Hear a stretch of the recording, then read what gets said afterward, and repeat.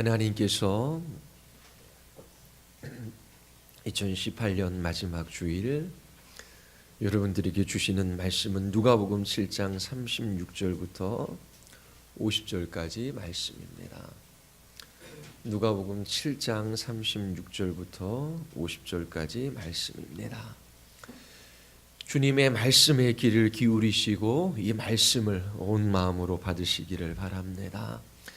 한 바리새인이 예수께 자기와 함께 잡수기를 청하니 이에 바리새인의 집에 들어가 앉으셨을 때에 그 동네에 죄를 지은 한 여자가 있어 예수께서 바리새인의 집에 앉아 계심을 알고 향유 담은 옥합을 가지고 와서 예수의 뒤로 그 발 곁에 서서 울며 눈물로 그 발을 적시고 자기 털로 닦고 그 발에 입 맞추고 향유를 부으니 예수를 청한 바리새인이 그것을 보고 마음에 이르되 이 사람이 만일 선지자라면 자기를 만지는 이 여자가 누구며 어떠한 자 곧 주인인 줄을 알았으리라 하거늘 예수께서 대답하여 이르시되 시몬아 내가 내게 이를 말이 있다 하시니 그가 이르되 선생님 말씀하소서.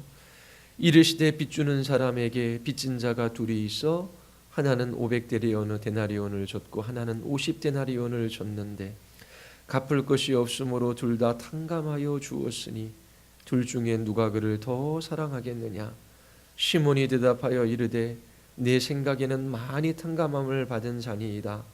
이르시되 내 판단이 옳다 하시고 그 여자를 돌아보시며 시몬에게 이르시되 이 여자를 보느냐.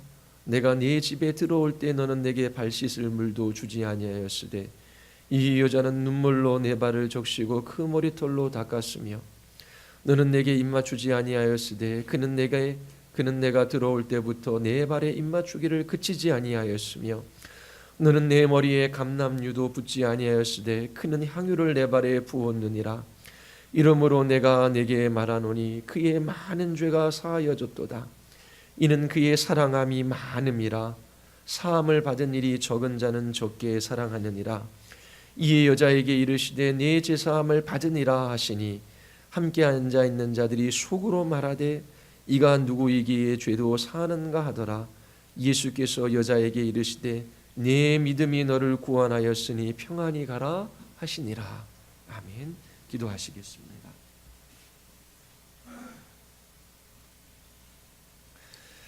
하나님 아버지, 이 날에 우리를 예배자로 부르셔서 주의 말씀 앞에 세워주심을 감사드리옵나이다.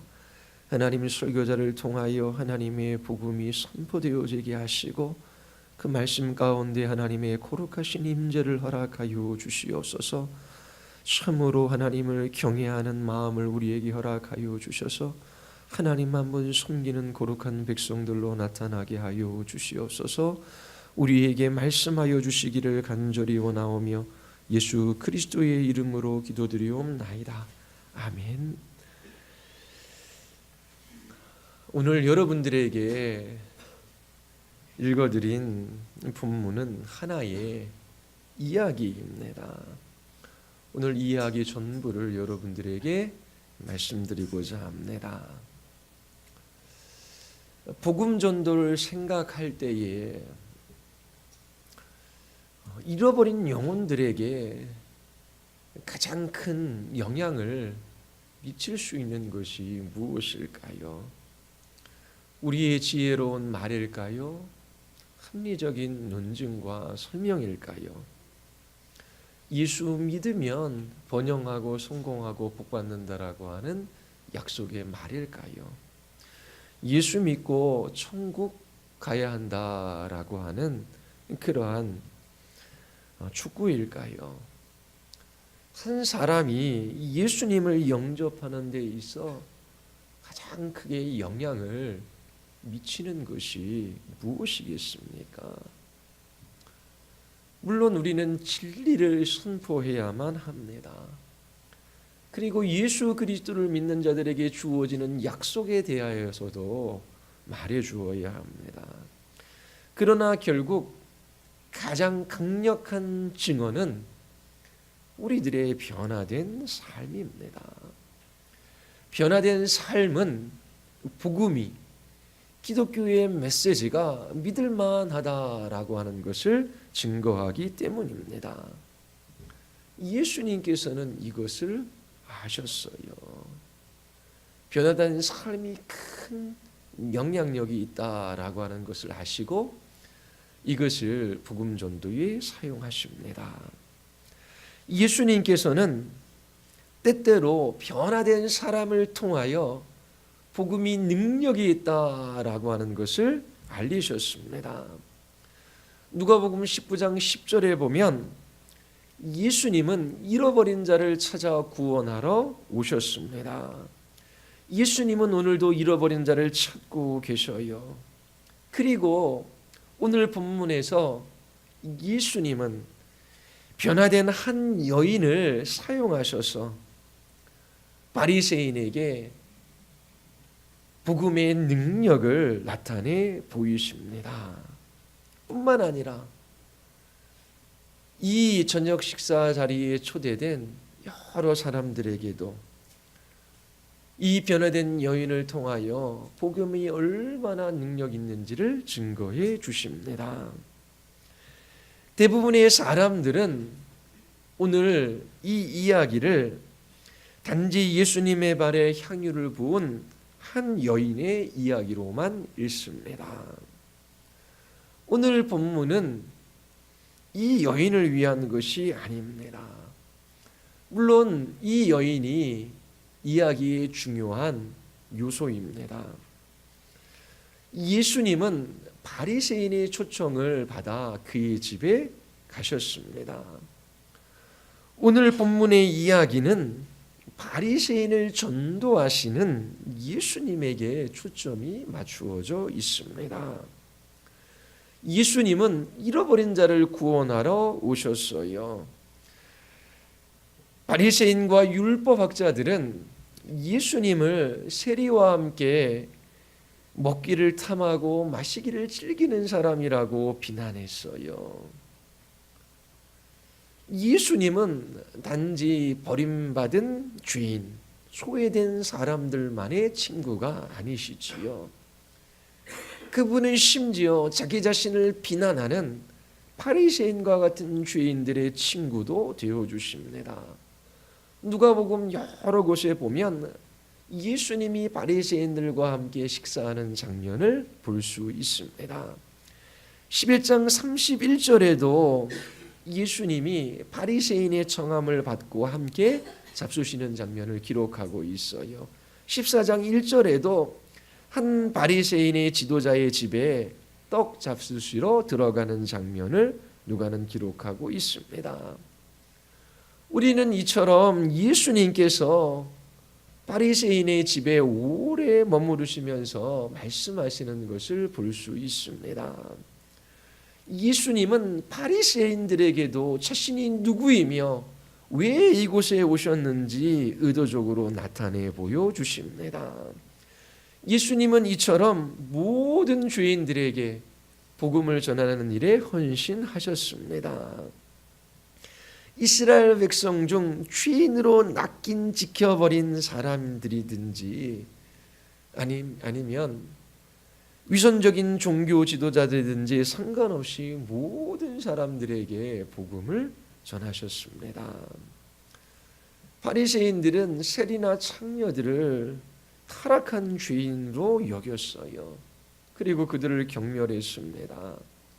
그러나 예수님은 그들의 친구가 되어주시고 그들을 변화시켜 주시고 그들을 정결하게 해주셨어요. 그리고 이 변화된 사람들을 사용하셔서 위선적이고 자기 의를 자랑하는 바리새인들에게 복음의 능력, 죄 용서함의 권세가 예수님 자신에게 있다라고 하는 것을 나타내 보여주셨습니다. 36절부터 이야기가 시작되지요. 34절에서 예수님은 세리와 죄인들의 친구로 불리웁니다. 그런데 오늘 본문에서는 바리새인의 친구가 되어주시는 것을 볼 수 있습니다. 바리새인들이 누구입니까?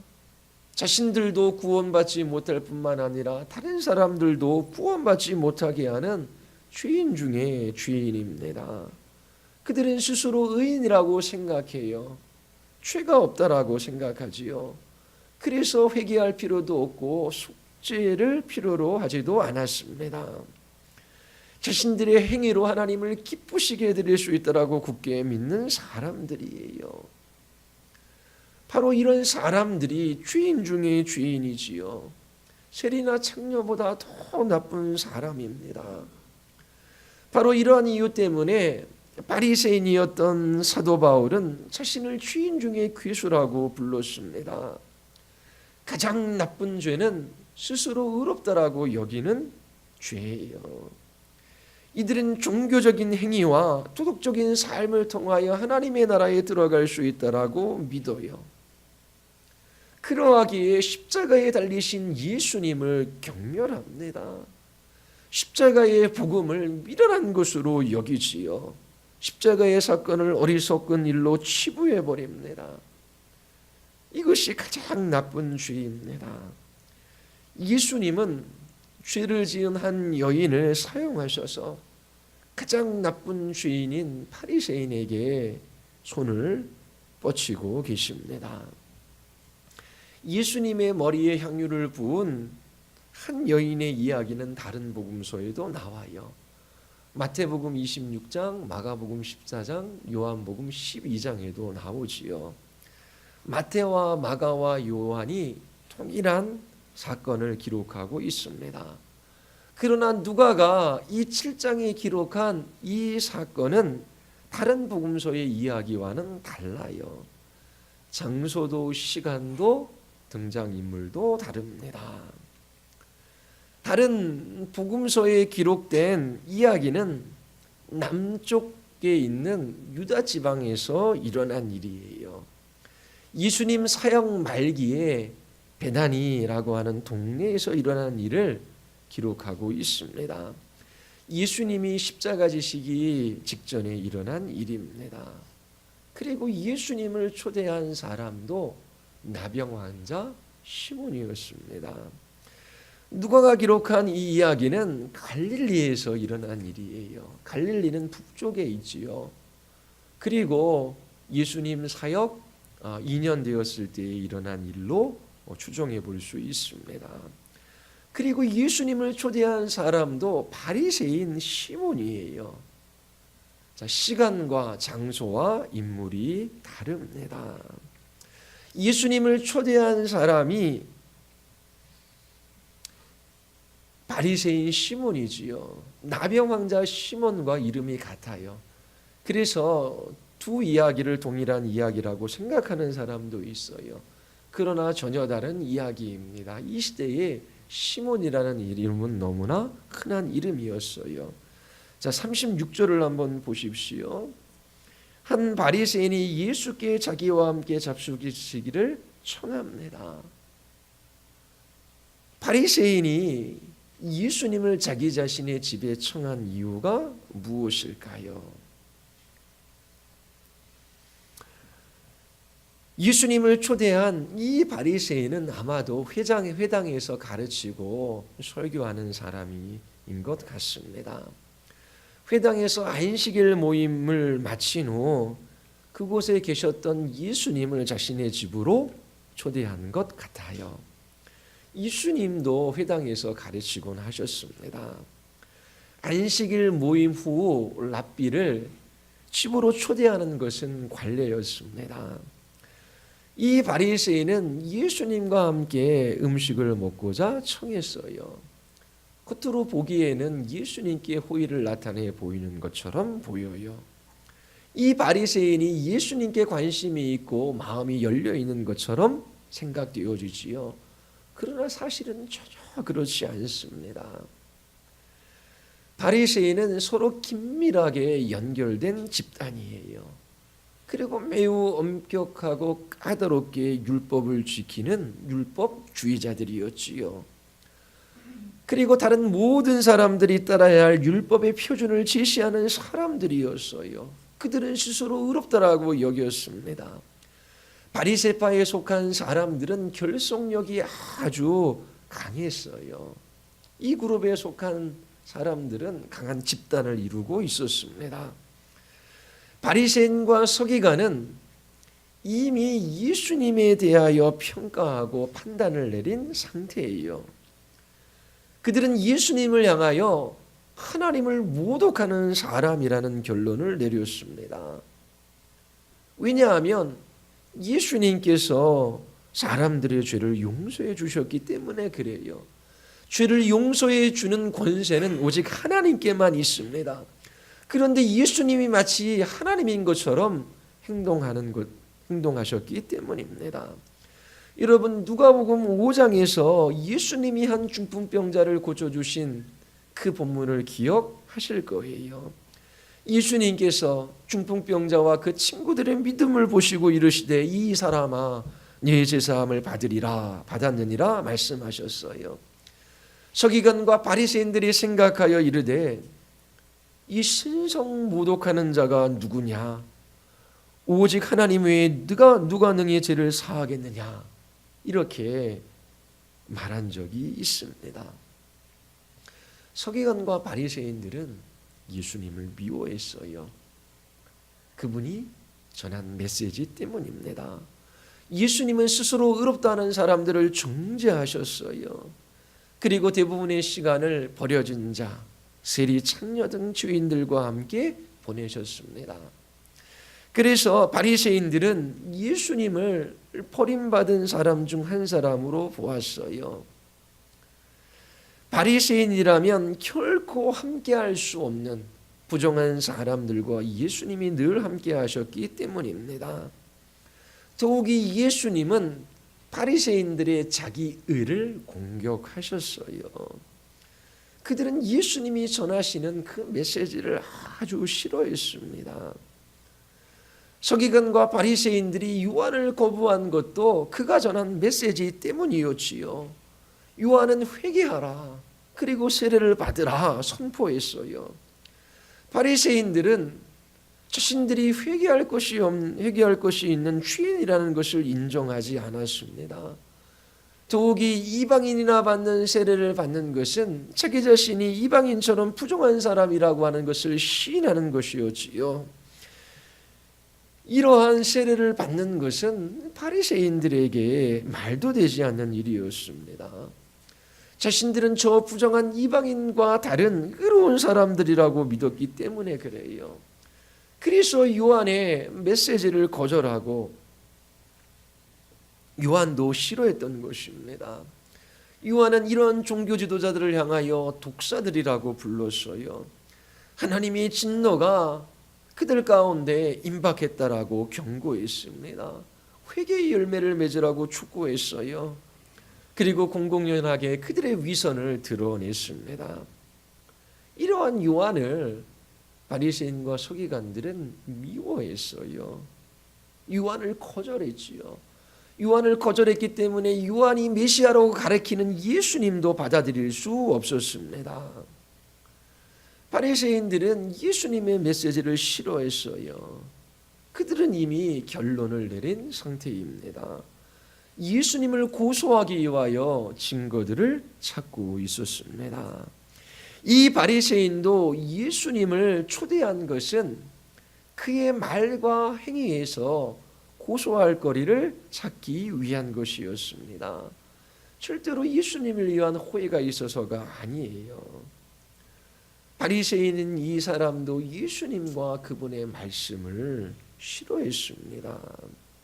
지금 예수님을 향한 이런 적대감이 완전히 드러나고 있지는 않지요.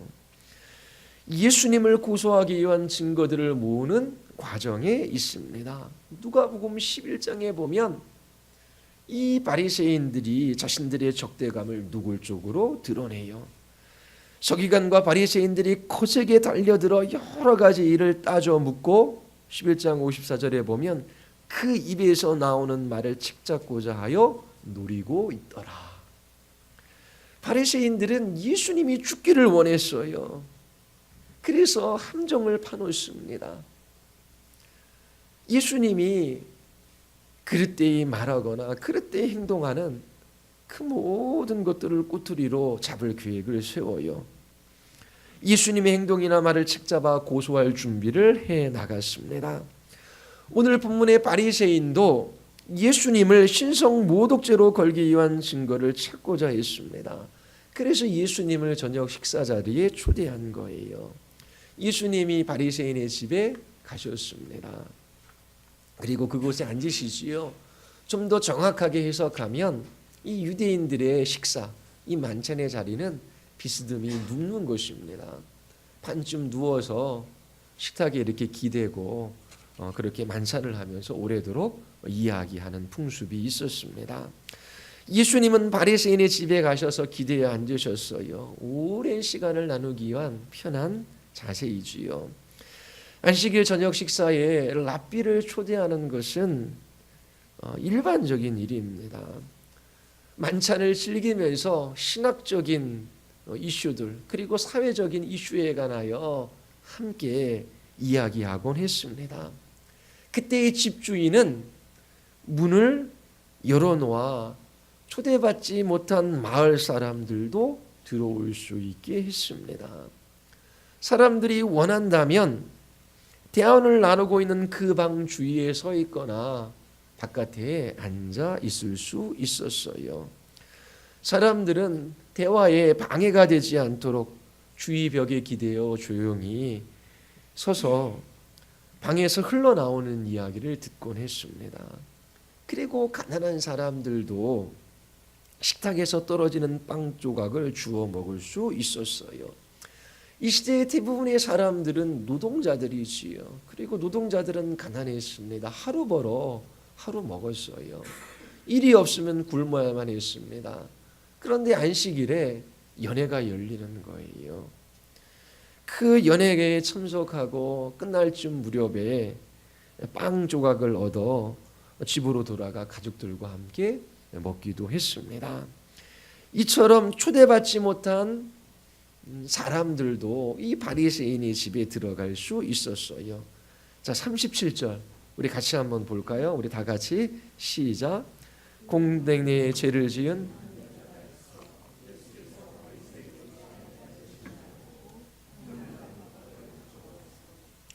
37절에 생략된 헬라어 두 단어가 있어요. 카이이두라고 하는 단어입니다. 그리고 보라 정도로 번역하고 있어요. 누가는 이어 나오는 한 여인에게 초점을 맞추고 있습니다.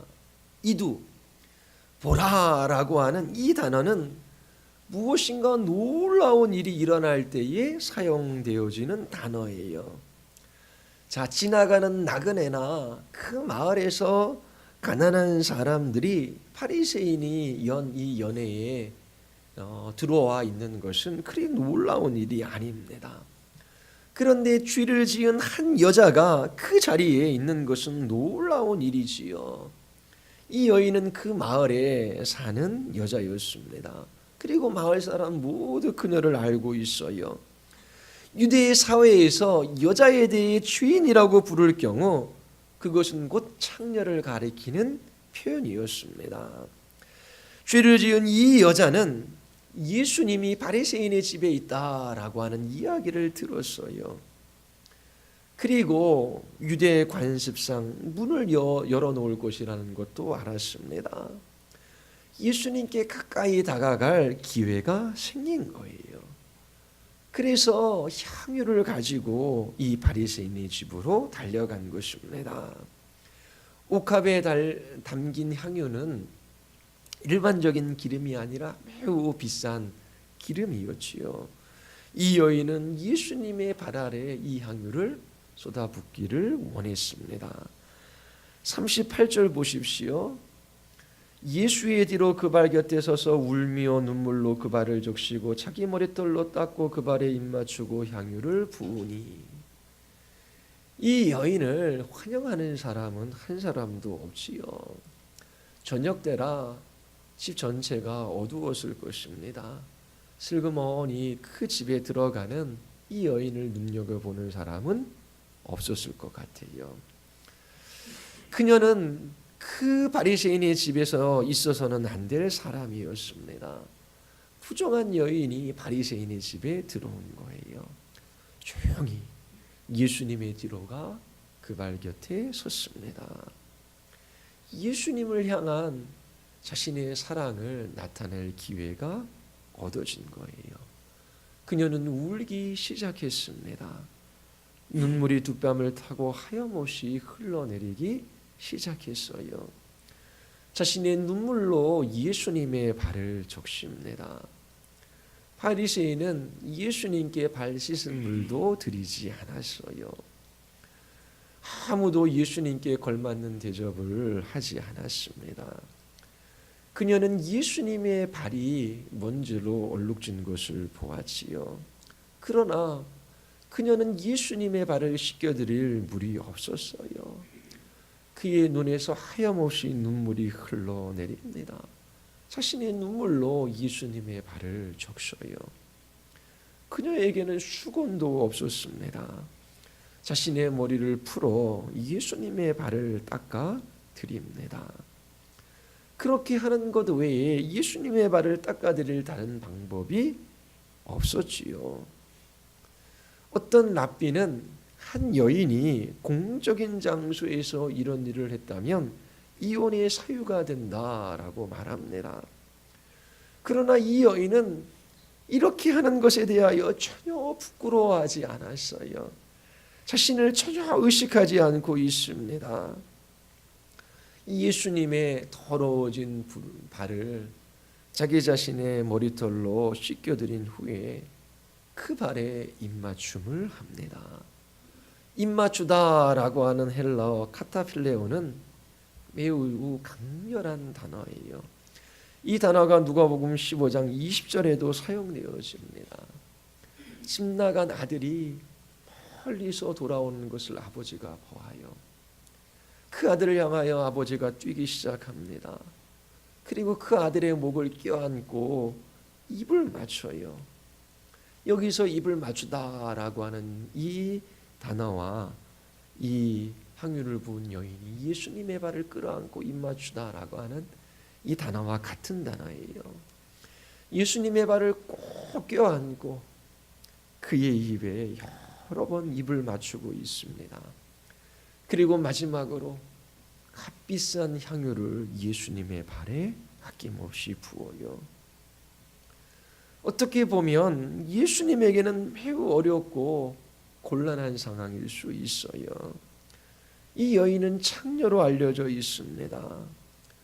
바리새인이 보는 앞에서 자기 자신의 머리를 풀어 예수님의 발을 닦아드렸어요. 예수님의 발을 끌어안고 입맞춥니다. 부정한 여인이 예수님의 발에 손을 댄 거예요. 유대인이라면 이런 모습을 결코 용납하지 않았을 것입니다. 사람들은 속으로 생각했을 거예요. 도대체 이 창녀는 예수와 얼마나 친밀한 관계이기에 이런 일을 하는가? 예수를 아는 것이 틀림없어. 어떻게 예수는 부끄러움을 모르는 이런 여인과 관계를 맺게 되었을까?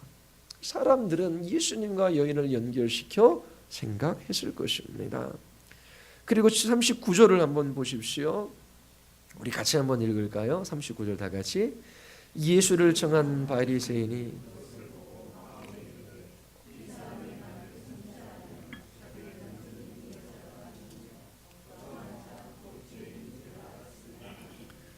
바리새인이 이 모든 것을 지켜보고 있어요. 그리고 마음에 이르지요. 마음속으로 생각합니다. 이 사람이 만일 선지자라면 자기를 만지는 이 여자가 누구미 어떠한 자고 죄인인 줄을 알았으리라. 바리새인은 지금 예수님을 왜 초대했습니까? 고소할 증거를 찾고 있는 것이지요. 기회가 드디어 왔습니다. 창녀가 있어요. 그녀는 예수님과 깊은 관계임이 틀림없어요. 그렇다면 이 예수는 메시아일 리 없고 하나님께로부터 보냄받은 선지자일 리도 없다. 이렇게 생각한 거예요. 충분한 비난거리가 생긴 것이지요. 하나님이 보낸 선지자라면 우리가 다 알고 있는 이 여자가 누구이며 어떠한 일을 하는 사람인지 알았을 것이다. 우리가 알고 있는 것을 그가 모른다면 선지자일 리 없다. 어떤 영적인 통찰도 신적인 지혜도 예수에게는 없다. 그렇다면 그가 우리에게 무엇을 알려줄 수 있단 말인가? 그리고 만약 예수가 이 여인이 주인이라는 것을 알면서도 자기 자신의 몸을 만지는 것을 허락했다면 더욱더 하나님이 보낸 선지자일 리 없다.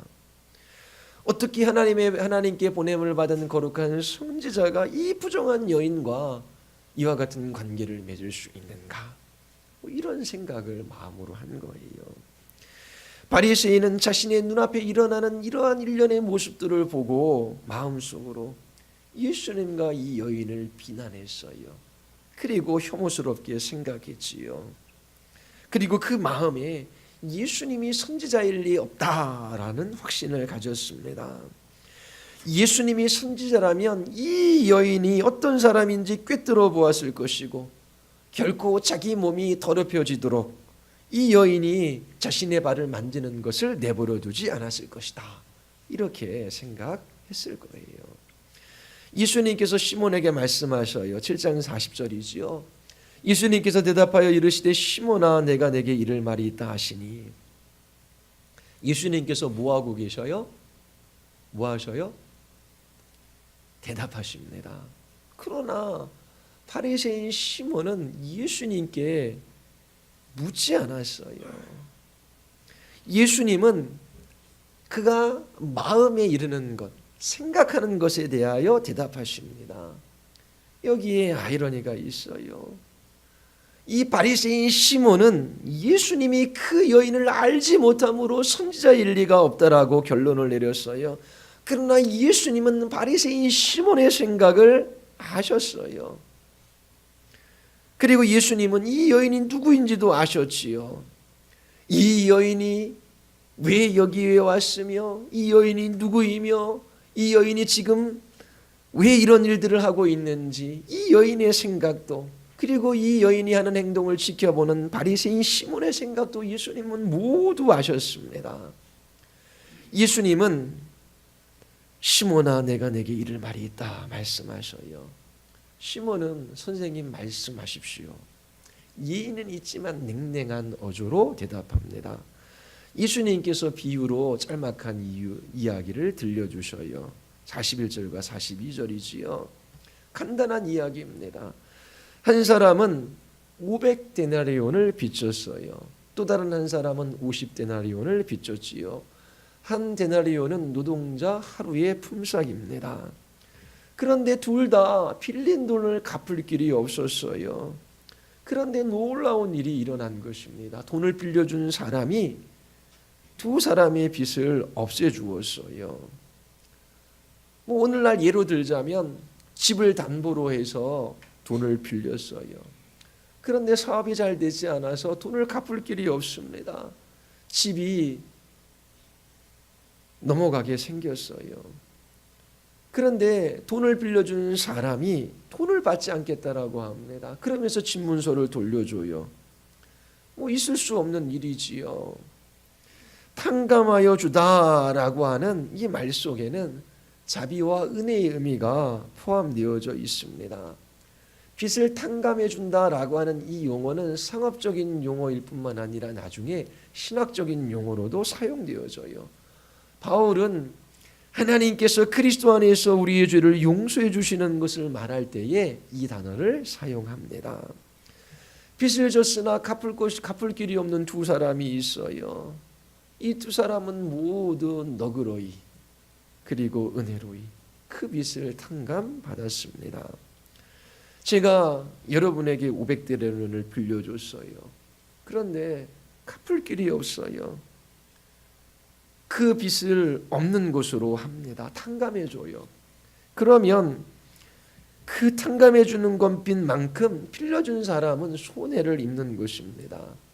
그 빚이 나의 것이 되는 것이지요. 그 비용을 치러야만 합니다. 여기에서 우리는 하나님의 용서에 대한 하나의 통찰을 얻을 수 있어요. 하나님께서 여러분들의 죄를 용서해 주실 때에 그만큼의 빛을 떠 안으시는 것입니다. 그래서 예수님이 그 죄의 빚을 청산하시기 위하여 자기 자신의 몸을 십자가에 내어 주신 거예요. 모든 빚이 사라졌습니다. 빚을 탕감해 줄 때에 그 빚은 고스란히 탕감해 주는 사람의 목으로 돌려집니다. 바울이 필레몬에게 편지를 써요. 오네시모에 대한 이야기를 합니다.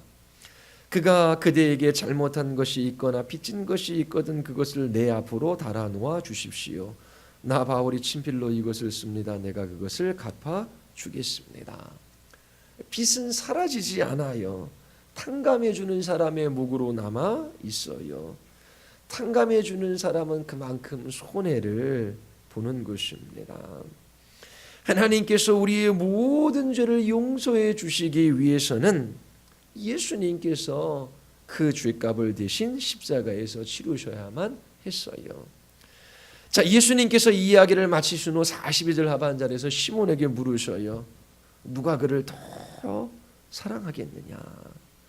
빚을 탕감받은 두 사람 중 누가 탕감해 준 그 사람을 더 사랑하겠냐라고 물으시지요. 다 500데나리온 빚진 자가 있어요. 50데나리온 빚진 자가 있습니다. 500데나리온은 하루도 쉬지 않고 1년 반 정도 일해야 돼요. 50데나리온은 50일 정도만 일하면 되는 거예요. 자, 누가 탕감해 준 사람을 더 사랑하겠습니까? 43절에서 시몬이 대답합니다. 내 생각에는 많이 탕감을 받은 자니이다. 왜 이 시몬이 내 생각에는 이라고 말했을까요? 너무나 뻔한 건 아닙니까? 이 말은 약간 예수님의 말씀에 빈정되는 어투입니다. 농담하십니까? 답이 너무나 분명하지 않습니까? 당신도 알고 있는 것을 왜 묻습니까? 그런 의미가 들어있는 것 같아요. 또는 예수님께서 어떤 속셈을 가지고 이렇게 질문하시는 것이 아닌가 경계하는 것도 있어요. 만일 내가 잘못 대답하면 난처해지지는 않을까 이렇게 생각하며 내 생각에는 이라고 말하고 있어요. 예수님께서 그에게 말씀하십니다. 내 말이 옳다. 내 판단이 옳다. 더 많은 빚을 탕감받은 사람이 더 많은 사랑을 나타내 보일 것이다. 자, 여기에서 하나의 원리를 세울 수 있어요. 무슨 원리입니까? 큰 사랑은 어디로부터 나온다고요? 큰 용서로부터 나온다라고 하는 원리예요. 용서가 클수록 사랑도 큽니다. 44절에서 예수님이 그 여자를 바라보셔요. 그리고 시몬에게 말씀하시지요. 이 여자를 보느냐? 나는 이 여인에게서 큰 사랑을 보고 있다. 시몬이 말합니다. 나에게 말씀하고자 하시는 것이 무엇입니까? 예수님께서 말씀하시지요. 내가 네 집에 들어왔을 때 너는 내게 발 씻을 물도 주지 않았다. 그러나 이 여인은 자신의 눈물로 내 발을 적시고 자기 머리털로 닦았다. 너는 내게 입을 맞추지도 않았으나 이 여자는 줄곧 내 발에 입을 맞추어 주었다. 너는 내 머리에 값싼 기름도 발라주지 않았으나 이 여인은 향유를 내 발에 부었다. 그러므로 내가 내게 말한다. 이 여자는 그 많은 죄를 용서받았다. 그녀가 많이 사랑하기 때문이다. 용서받는 것이 적은 사람은 적게 사랑한다. 오늘날에도 비슷한 일이 있어요. 한 집안이 3대 4대째 그리스도인 집안이라고 자랑해요. 그래서 할머니도 아버지도 손주도 다 교회 다녀요. 보면은 이기적인 삶을 사거나 추하고 더럽은 삶을 살아가는 집안은 아니에요. 그런데 가만히 보면 그 용서받은 죄인들이 경험하는 그 기쁨과 감사와 주님을 향한 사랑이 넘치지도 않아요. 주님을 향한 헌신과 그 사랑이 그렇게 크지 않아요. 용서받은 것이 적은 사람은 적게 사랑합니다. 그런데 어떤 사람은 자기 마음대로 막 인생을 살았어요. 불경건하고 불의한 삶을 살아갔지요. 그리고 나이가 들어 성인이 되어 예수님을 믿게 되었어요. 예수님을 믿자 그의 모든 것이 변화되어졌어요. 세상이 달리 보입니다. 그에게 감사와 기쁨이 넘쳐요. 주님을 향한 사랑의 크기가 다릅니다. 예수님께서 말씀하셔요. 네가 결코 본 적이 없는 사랑을 보고 있다. 그 누구도 이런 사랑을 보지 못했고 이와 같은 사랑을 하지도 않았다. 그리고 누구도 이런 사랑을 한다라고 하는 이야기도 들어본 적이 없다. 무엇이 이 여인으로 하여금 이토록 사랑하도록 만든 것일까요? 무엇이 이렇게 모든 것을 헌신하도록 하고 감사하도록 하는 것일까요? 눈물로 예수님의 발을 적시고 자기 자신의 머리털을 풀어 예수님의 발을 닦아 드립니다. 그리고 그 발을 껴안고 입맞추고 값비싼 향유를 부어요. 이렇게 사랑을 쏟아붓는 그 이유가 무엇입니까? 예수님의 대답은 간단해요. 많이 용서받았기 때문에 많이 사랑하는 것이다. 이 여인은 많은 죄를 용서받았어요. 많이 사랑하는 것을 보면 알 수 있지요. 적게 사랑하는 사람은, 적게 용서받은 사람은 적게 사랑합니다. 47절에서 내가 내게 말하노니 그의 많은 죄가 사하여졌도다 말씀하셔요. 완료 시제입니다. 과거에 이미 이루어진 일이에요. 그녀는 이미 용서받았습니다. 용서받은 사람으로 바리새인의 집에 온 거예요. 다른 날, 다른 장소, 다른 시간에 이미 용서받은 사람이에요. 이미 용서받은 상태에서 이 예수님을 보고 감사하기 위하여 찾아온 것입니다. 이 여인은 모든 죄로부터 해방되었어요. 더 이상 죄의 형벌이 없습니다. 모든 부끄러움에서도 자유할 수 있게 되었어요. 그녀의 마음과 삶이 변화되었습니다. 이제 거룩한 것을 사모하고 의로운 것이 그녀의 마음을 사로잡기 시작했어요. 자신의 죄를 용서해 주신 주님에 대한 사랑이 그 마음에 가득 찼습니다. 그 마음에 감사가 넘치기 시작했어요. 이 여인은 자신의 감정을 억누르지 않고 있는 그대로 표현합니다. 바리새인은 분명 많이 용서받은 사람이 많이 사랑한다라고 말했어요. 이처럼 많은 사랑은 많은 용서로부터 와요. 이것 외에 다른 방식으로 이 여인이 행한 일을 설명할 길이 없어요. 이 여인은 용서받았어요. 너무나 감격했습니다. 모든 죄의 속박으로부터 자유하여 해방되었어요. 하나님께서 이 여인을 정죄하지 않아요. 하나님은 더 이상 두려움의 대상이 아니에요. 이 여인의 마음에 그 하나님의 사랑을 부으셔서 하나님을 아버지라고 부르게 하셨어요. 그런데 바리새인은 예수님을 위해 어떠한 일도 하지 않았습니다. 예수님을 예수님으로 대접하지 않았어요. 존중하지 않았어요. 어떠한 사랑도 희생도 없습니다. 이처럼 예수님을 예수님으로 대접하지 않는 것은 예수님을 모욕하는 거예요. 더 나아가 예수님을 향한 사랑과 희생과 헌신과 감사가 부족한 것도 예수님을 모욕하는 일입니다. 손님이 초대되어 집으로 들어갈 때에 하인은 기다렸다가 그 손님의 발을 씻겨줘요. 그리고 주인은 초대한 손님의 볼에 입을 맞춥니다. 애정과 사랑의 표현이지요. 그리고 기름을 손님의 머리에 부어요. 이것은 그날 저녁에 함께 나누기를 바라는 기쁨의 상징이었습니다. 시몬은 예수님에게 어떤 호의도 베풀지 않았어요. 집주인 시몬은 예수님의 발을 닦을 물도 준비하지 않았어요. 그러나 죄지은 이 여인은 자신의 눈물로 예수님의 발을 적십니다. 시몬은 수건도 준비하지 않았어요. 이 여인은 자기 자신의 머리를 풀어 예수님의 발을 닦습니다. 시몬은 예수님의 볼에 입맞추지도 않았지요. 그런데 이 여인은 예수님의 발을 끌어안고 그 발에 입맞춥니다. 그것도 반목적으로 입을 맞춰요. 시몬은 값싼 기름도 준비하지 않았어요. 그러나 이 여인은 값비싼 향유를 예수님의 발에 부었습니다. 예수님을 향한 자신의 사랑을 이와 같은 방식으로 이 여인이 드러낸 거예요. 어떻게 이처럼 사랑할 수 있을까요? 많이 용서받았기 때문입니다. 용서받은 사람만이 할 수 있는 일이에요. 그녀는 갚을 길 없는 500데나리온 빚진 자였어요. 그러나 자비로이 은혜로이 이 모든 빚이 탕감되어졌습니다. 이미 용서받은 상태에서 이 바리새인의 집에 온 것이지요.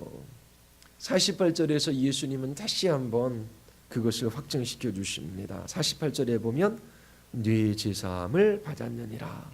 완료 시제예요. 완료 시제는 과거에서부터 현재까지 계속되는 일을 나타냅니다. 예수님은 이 여인이 죄사함 받았다라는 것을 다시 한번 확증시켜 주셔요. 그녀가 죄사함 받은 증거가 무엇입니까? 주님을 향한 사랑이에요. 이 여인은 예수님께 나아갔어요. 수고하고 무거운 짐진 자들아 다 내게로 오라. 예수님께서 전하시는 그 복음의 메시지를 들었어요. 그리고 자기 자신은 불결하고 더러운 죄인임을 깨달았습니다. 그 죄에서 돌이켜 회개하고 예수 그리스도를 믿었어요. 예수님께서 죄인들의 죄를 용서해 주실 수 있는 권세가 있는 분으로 그는 알았습니다. 영원한 생명과 은혜가 이 여인의 영혼 안에 흘러들어왔어요. 이제 이 여인은 많이 용서받은 사람이기 때문에 많이 사랑합니다. 풍성한 사랑은 풍성한 용서로부터 와요. 예수님은 이것을 자기 의로 가득 찬 바리새인에게 보여주고 계십니다. 무엇이 참된 변화인지 알려주셔요. 다른 설명이 없어요.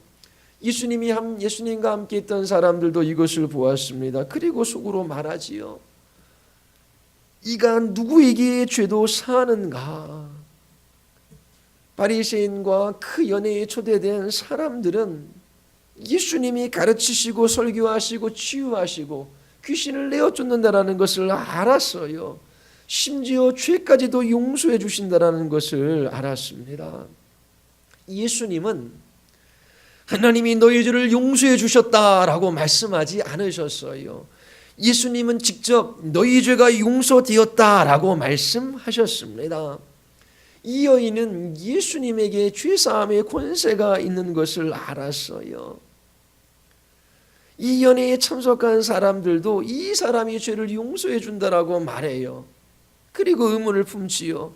이 사람이 누구이기에 죄까지도 용서해 준다는 말인가? 도대체 누가 죄를 용서해 줄 수 있는가? 하나님 한 분밖에 안 계시지요. 그렇다면 죄를 용서해 주시는 이분이 하나님이신가? 여기에 이르러야 하는데 이 생각에 그들은 미치지 못했습니다. 안식일 저녁 만찬이 끝나가지만 바리새인들은 끝까지 예수님을 거부해요. 자기 의의 무서움입니다. 그들은 자기 의로 눈멀어 있었어요. 이 죄 많은 한 여인의 아낌없는 사랑은 바로 아낌없는 용서로부터 나와요. 어떻게 알 수 있습니까? 여러분은 용서를 볼 수 없잖아요. 그러나 그 용서가 가지고 오는 변화된 삶을 볼 수 있어요. 기쁨과 사랑과 감사와 애정입니다. 예수님은 이 여인을 들어 삶을 변화시키는 당신의 능력을 분명히 바리새인들에게 보여주셨어요. 그녀의 구원은 너무나 분명해요. 그녀가 무엇을 말했기 때문이 아닙니다.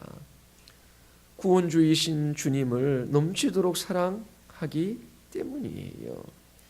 이 여인은 죄사함을 받았지요. 50절에서 예수님은 네 믿음이 너를 구원하였다라고 말해요. 너의 사랑이 너를 구원하였다라고 말하지 않아요. 너를 구원한 것은 너의 믿음이고 이 믿음이 사랑을 낳았다라고 말씀하십니다. 믿음으로 말미암아 구원을 받아요. 우리에게서 난 것이 아니라 하나님의 선물이지요. 그래서 그 누구도 자랑하지 못합니다. 믿음으로 말미암아 구원을 받아요. 구원받는 것은 언제나 예수님을 향한 믿음입니다. 그리고 믿어 죄를 용서받았기 때문에 사랑하는 것입니다. 주님을 향한 사랑은 죄를 용서받았다라고 하는 증거예요. 예수님은 내 믿음이 너를 구원하였으니 평안히 가라 말씀하십니다. 이제 말씀을 맺을게요. 예수님을 향한 여러분의 사랑은 어떠합니까? 예수님을 믿으십니까? 예수님께서 나의 죄를 위하여 십자가에서 죽으시고 부활하셨다라고 하는 이 놀라운 이 일을 믿음의 눈으로 바라보고 계십니까? 예수님께서 십자가에서 자기 자신의 몸을 찢으시고 피를 흘리심으로 나의 모든 죄가 용서되어졌어요. 이제 나는 변화된 삶을 살아갈 수 있게 되었습니다. 주님을 향한 기쁨과 사랑과 감사와 애정이 여러분들의 마음 안에 넘치고 계십니까? 여러분, 그 용서받은 그 십자가의 사랑을 여러분들은 어떻게 표현하고 계십니까? 이 여인은 예수님을 만나기도 어려웠어요. 만날 기회가 주어졌지요. 바리새인은 예수님에게 발 씻을 물도 드리지 않았어요. 더럽혀진 발을 보며 눈물을 흘립니다. 그 눈물로 예수님의 발을 적셔요. 머리털을 풀어 예수님의 발을 닦고 그 발을 꼭 껴안고 입맞춥니다. 그리고 그 값비싼 향유까지 다 쏟아부어요. 주님을 향한 사랑이 이렇게 표현되어지고 있습니다. 그리스도인 된 표가 바로 여기에 있어요. 복음의 능력에 대하여 사람들이 볼 수 있는 큰 증거가 이것입니다. 그것은 그리스도를 넘치도록 사랑하는 거예요. 그리스도를 사랑하기 때문에 그리스도의 사랑이 동기가 되어 일도 하고 저 일도 하고 여기도 있고 저기도 있는 거예요. 감사를 잃어버린 그리스도인, 사랑이 없는 그리스도인들은 복음을 훼손하는 삶을 살아가는 거예요. 복음의 증언을 망가뜨리고 있는 것이지요. 이 여인을 통하여 그리스도를 향한 넘치는 감사와 사랑을 보십시오. 그리고 여러분 자신을 생각해 보십시오. 내가 이곳에 있고 소망을 가지고 내일 또한 살아갈 수 있는 이유는 사죄의 은총 때문입니다. 하나님께서 우리의 모든 죄를 다 탕감해 주셔요. 용서해 주셔요. 더 이상 하나님은 우리의 죄를 심판하시는 무서운 하나님이 아니셔요. 이제 우리의 연약함과 우리의 죄까지도 사용하셔서 우리를 그리스도의 형상으로 빚으시고 마침내 주님의 나라로 우리를 이끌어 가실 거예요. 그리스도인들은 이 땅에 살아가며 주님 더 사랑하기를 원합니다. 자신의 체면, 자기 자신의 자존심, 아니면 자기 자신을 자랑하고 사랑하기 때문에 예수님을 향한 사랑을 잃어버리는 사람들이 많아요. 오늘날 교회에 수많은 사람들이 다니고 있지만 이 여인처럼 예수님을 사랑하는 사람이 누구입니까? 이 여인과 같이 예수님을 사랑할 때에 세상은 우리의 죄가 용서되었다라고 하는 사실을 주목하게 돼요. 그리고 그 죄사함을 받은 자의 그 복에 관하여 그들은 알게 되는 것이지요. 여러분들이 이처럼 주님을 사랑함으로 변화된 삶을 살아 그 사랑 때문에 이 땅에 있는 사람들이 그 하나님께서 우리의 죄를 용서해 주신 그것이 얼마나 크고 위대한 것인지를 볼 수 있게 되기를 바랍니다. 우리 기도하시겠습니다. 우리 이 시간 기도할 때에 오래도록 교회를 다니지만 예수님 한 분 사랑하며 이 여인처럼 그 사랑을 우리의 변화된 삶을 통하여 드러내는 것이 무엇인지 알지 못하고 살아갑니다. 하나님 우리의 모든 죄를 용서해 주셨어요. 그 아들이 핏값을 지불하시고 우리의 모든 죄를 탕감해 주신 것입니다. 이제 하나님은 우리를 위하시는 분이 되었어요. 어찌하여 주님을 사랑하고 주님을 기뻐하고 주님께 헌신하며 감사하지 않고 살아갈 수 있습니까? 우리의 모든 것은 주님께 속한 것이고 좋은 것이 있다면 주님께서 주신 거예요. 우리 기도합시다. 주님 사랑 더 알기를 원합니다. 주님만 분 사랑하기를 원합니다. 그 사랑을 통하여 하나님께서 죄인들을 용서해 주시는 이것이 얼마나 크고 위대한 일인지 증거하며 살아가게 하여 주시옵소서. 우리 같이 한번 기도하겠습니다.